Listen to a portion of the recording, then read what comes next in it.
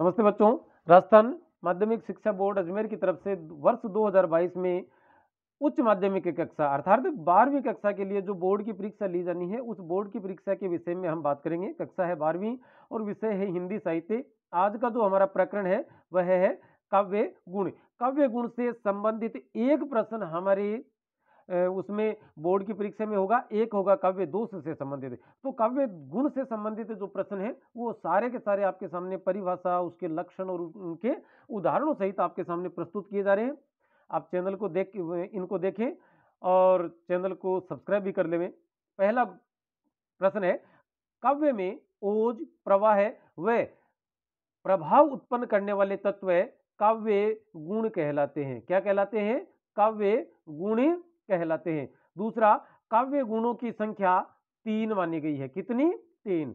आचार्य वामन के रीति संप्रदाय को ही गुण संप्रदाय कहा जाता है। क्या कहा जाता है? गुण संप्रदाय। आचार्य वामन ने अपने ग्रंथ काव्यालंकार सूत्रवृत्ति, आप देखिए यहां आचार्य वामन का ग्रंथ भी का नाम भी आ गया है। आचार्य वामन ने अपने ग्रंथ काव्यालंकार सूत्रवृत्ति में दो प्रकार के गुण स्वीकार किए, उनमें भी फिर 10-10 काव्य गुण रखे अलग अलग। कौन कौन से दो गुण रखे? एक तो शब्द गुण और एक अर्थ गुण। पांचवा प्रश्न है, काव्य गुण 3 प्रकार के माने जाते हैं। आचार्य दंडी ने अपने ग्रंथ काव्यादर्श, मतलब दंडी के ग्रंथ का नाम क्या था? काव्यादर्श में काव्य गुणों की संख्या 10 मानी है। कितनी मानी है? 10। आगे चलते हैं। 7वां प्रश्न है, काव्य रीतियों में जहां वर्णों के प्रयोग का ध्यान रखा जाता है, वहीं काव्य गुणों में शब्दों के प्रयोग का ध्यान रखा जाता है या शब्दों के प्रयोग पर बल दिया जाता है। ओज काव्य गुण में मूर्धन्य वर्णों की प्रधानता रहती है। क्या है? मूर्धन्य, दे के नीचे धे, फिर रे, फिर आधा ने, ये मूर्धन्य या कठोर वर्णों की प्रधानता रहती है। 9वां प्रश्न है, जिस रचना को पढ़ते ही भाव ग्रहण कर लिया जाता है, वहां पर प्रसाद काव्य गुण माना जाता है। कौन सा काव्य गुण? प्रसाद काव्य गुण। 10वां प्रश्न है, जिस रचना को पढ़ने या सुनने से पाठक या श्रोता का मन प्रफुल्लित हो जाए, मन में प्रेम और मधुरता के भाव जागृत होते हैं, वहां काव्य गुण माना जाता है। वहां माधुर्य काव्य गुण माना जाता है। कौन सा काव्य गुण माना जाएगा? माधुर्य। मन में प्रेम, मधुरता, मन प्रफुल्लित हो जाता है तो वहां।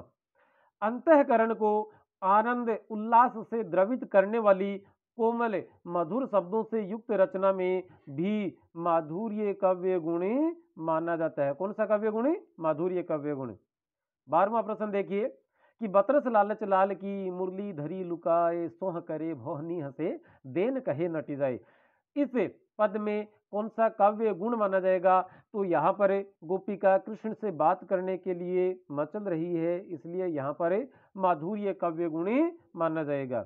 अगला प्रश्न है, जिस रचना को पढ़कर मन में वीरता या जोश के भाव जागृत होते हैं, उस पद में ओज गुण माना जाता है। वीरता, साहस, हिम्मत, उत्साह, जोश के भाव जागृत होते हैं, वहां पर ओज काव्य गुण।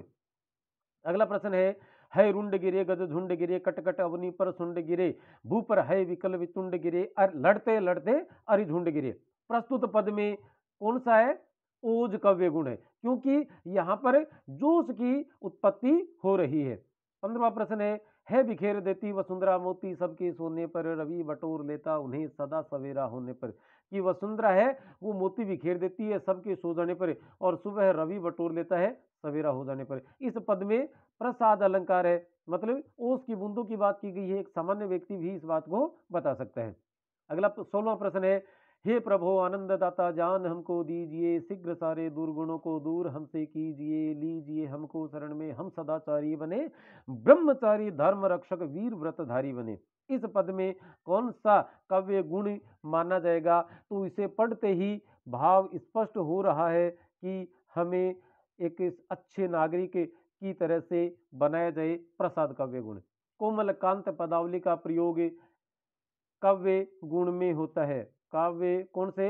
माधुर्य काव्य गुण में कोमलकांत पदावली का प्रयोग होता है। होगी जय, होगी जय, हे पुरुषोत्तम नवीन। सूर्यकांत त्रिपाठी के द्वारा रचित राम की शक्ति पूजा का ये बहुत ही प्यारा अंश है और इसमें ओज काव्य गुण है। कौन सा काव्य गुण है? ओज, क्योंकि युद्ध भूमि के आसपास का दृश्य है। ओज काव्य गुण में टे वर्ग की, कौन से? टे वर्ग की ध्वनियों का प्रयोग मिलता है। टे, ठे, डे, ढे, ने, वो ज्यादा मिलते हैं इसमें।